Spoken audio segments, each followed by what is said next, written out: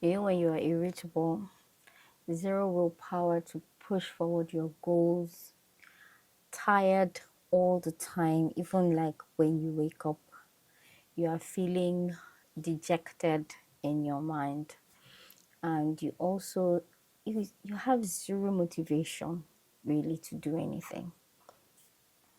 That's burnout. And that has been me as a mom for, let's say, the past 5 years. And the where my burnout started, I think, was when I had my second son, or right before I had my second son. I was homeschooling my first, and I was pregnant. And to be honest, when I look back at all of my pictures and all of the activities and things that we did together, even up until my second was maybe about 2 years old. I think that's where I reached like the peak. I was always doing something. We were doing our activities. I wasn't resting up because I felt like I had the energy then. In hindsight, I should have paced myself. I should have rested a lot. And that's in the middle of also organizing a conference. Uh, I still did the conference when I gave birth to my first son, to second son rather. I remember I gave birth to him in September, and the conference was in October or November that year. And I remember I was breastfeeding in between the sessions. And I look back and I say, why did I do that to myself? And like I mentioned in previous video, we were traveling as well. So even after I gave birth to my second, and I still like after the whole, when you're doing business, you don't necessarily give yourself a maternity leave, right? So I don't think I gave myself a maternity leave, maybe after the first 3 months or something. But you know that we need more, right? And I did not give myself that. So we were back traveling literally almost immediately. Not immediately, maybe like a year after. And so you know that I didn't give myself enough time to rest. I didn't give myself enough time to process everything that was going on. It showed up again in the anxiety. It showed up in the restlessness. It showed up in the extreme tiredness and also the lack of motivation. And 2 years ago, like I mentioned, like 2 years ago or a year ago was when I really had enough, right? I had gotten to my peak and I was like, I can't continue like this because I don't even have the willpower to continue like this. Some things have to change, some things have to give, right? And then I wonder, it's not so hard to see how I got there, but now it's trying to pull yourself out of that hole. The fact that you can't also think, so it's like your brain is foggy. You can't think properly.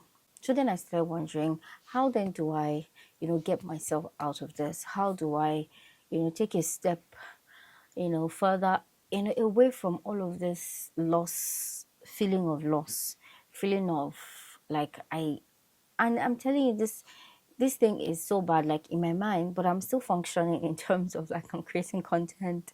I am doing the barest minimum in our homeschool, and I hired a teacher, because I knew that I just couldn't, take all of it on anymore. And there were just so many things. I started to start thinking, how do I get myself out of this mess? How do I get myself out of this mess? My first step, of course, prayed about it. I also went to YouTube to also check, what are the resources that are available. And one of the biggest things, listening to multiple people around this topic, is you being able to declutter your mind, being able to think so that you can think, you can have space to think. And one of the biggest things that overstimulated me was, or is, my phone, because it's still present and so we are struggling. We're still working on it. So my phone was a very, very huge part of what overstimulates me. And I had to, take it and start saying, okay, what can I do to ensure that I use my phone less? And I got an app called Stay Free. That app helped me to regulate how many hours I wanted to be on a particular app. They had other, like, you can put in how many hours, or you can put in a specific time of the day. I tried the time of the day one because, again, I wanted to be able to still go on my phone and post. I just didn't want to be doom scrolling. So I set up for it. My usual culprits are WhatsApp, Instagram, TikTok. Those are my usual culprits. So I set a limit because I don't go to TikTok a lot. So I set a 30-minute limit on my TikTok. I have a 2-hour limit. I know it's still a lot, but because I have to post and I don't know when I will need to post per time. So I set a 2-hour limit on my TikTok. I also So I use that app, which helps me limit my screen time so much. It helps me also to, I noticed how much my brain sort of started functioning. Another thing I did was to keep reaffirming to myself that this is my real life. Like, the life that I am feeling like this world online is not my real life. Like, the life I'm living is my real life. So I started affirming myself. Well, not affirming in that sense, but I started like saying it to myself that no, this is your real life. Sort of like grounding me, this is my real life. This is my real life. This is my real life. This life that I'm living is my real life. The other one online is a mirage. This is my real life. This is my real life. This is my real life. Another thing, a lot of people that talk about, burnout and recovering from burnout, is you finding a hobby that is outside of a hobby that you can literally do. I've honestly tried to be sporty. I've tried so much in my era of self-awareness and getting in tune with myself. I think I have begun to accept that I'm not an athletic person. I've tried to run, I've tried to take walks, I've tried to exercise at home. I just have to accept myself that I'm not an athletic person. And it's okay. It's okay. As long as I remain active in some way, shape, or form, I should be okay with it. So I tried that. I also tried crocheting. I did succeed crocheting, but I didn't succeed in that sense because it gave me time to be able to unplug. And what else? The time that I used to scroll, what am I going to be doing? So far for me, crocheting has worked and limiting my time.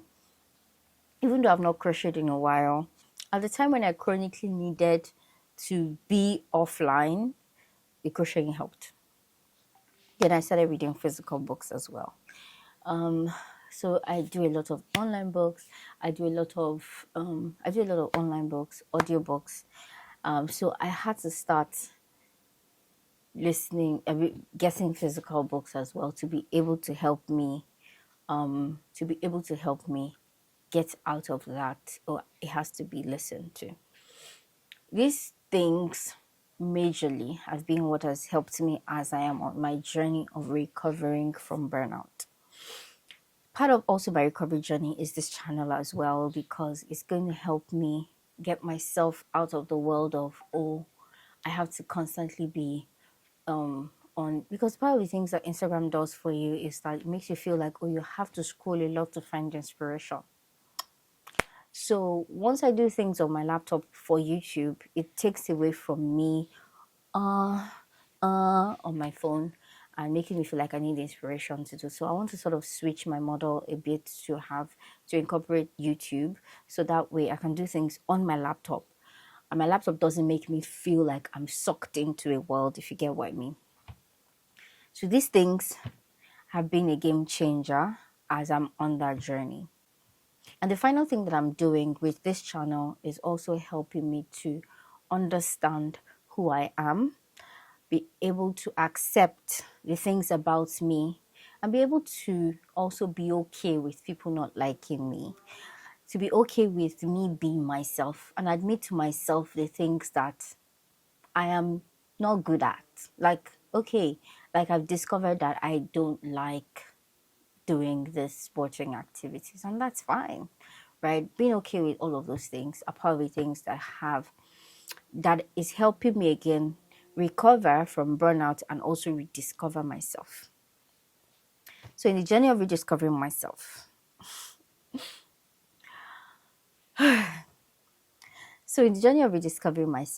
I am doing a 31-day reset. That 31-day reset basically is something I've done in the past, about 10-15 years ago. And when I did that in the past, it was mostly about, I still have the journal with which I used to journal around that 31-day reset. The 31-day reset that I'm doing to help me, sort of reset my life and help me know exactly where I'm at and put my life basically in order is one that I did like, what, 10-15 years ago, 2012. I'm not good at math. It was in 2012, and I did it then because there was this lady, her name is Rosetta, and she had this email reset program that she did. It was for free, and then she'll send you one email a day, and you talk about different things, different aspects of your life, write a letter to your future self, stop complaining for 24 hours. I'm just giving a sample, right? List 100 things that make you happy, dish TV for 24 hours, redesign your day, so you're basically doing all of these things to sort of rediscover yourself, to sort of, find out who you are and what you are into. I did it then in 2012, but now I feel like I'm a different person now and I really need to do it. So that's what I'm doing right now. I'm currently at day 4 or day 5. I'm at day 4.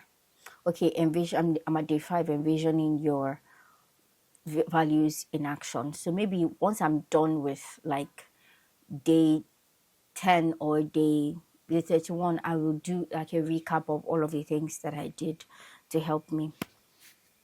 And then also in the bid to rediscover myself, I'm doing a solo date challenge where I have a list of alphabet solo dates. I'm not the kind of person that would like to go out on my own. But I want to push myself and try to challenge myself this time around. So I have a list which I have done, and I'll put it here. I'll put the link in the comments, in the description box as well. I'll put that in the description box so that at least if you want to view it, you can see it. So I want to plan to do that. So those are some of the things I'll be sharing going forward. So yeah, that's how I got here. And that's how the burnout recovery is going. So tell me, are you burnt out as a mom? How has it been for you, your journey? Have you tried to rediscover yourself in any way? What are the steps you have taken? If I can get tips from you guys as well. So in the description box, I'll drop all the resources that have helped me so far, even YouTube videos that I watched, that sort of the ones that make the most sense. Thank you.